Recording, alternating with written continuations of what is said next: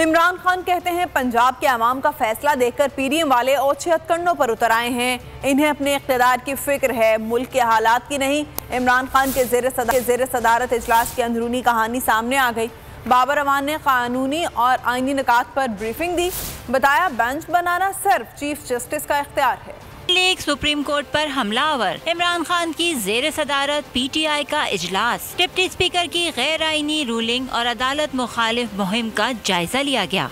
इमरान खान ने कहा, पंजाब की आवाम का फैसला देखकर ये ओछे हथकंडों पर उतर आए हैं। सियासी बहरान से निकलने का वाहिद रास्ता फौरी शफाफ इंतखाबात है। मईशत की तबाही मुल्क को नाकाबिले तिलाफी नुकसान पहुँचा रही है। इन्हें अपने इख्तिदार की फिक्र है, मुल्क के हालात की नहीं। अब ये जो मर्जी कर लें, अवाम ने इन्हें मुस्तरद कर दिया है। बाबर अवान ने कानूनी और आईनी मामलात पर ब्रीफिंग दी। उन्होंने कहा कि बेंच पर दबाव डालना जा रहा है। नून लीग की मर्जी के फैसले लेने की तारीख रही है। बेंच बनाना सिर्फ चीफ जस्टिस का दायरा इख्तियार है। अदलिया मुखालिफ मुहिम से लगता है पंजाब के बाद मरकज भी खतरे में है। सब्सक्राइब करें और बेल दबाएं ताकि कोई खबर रह न जाए।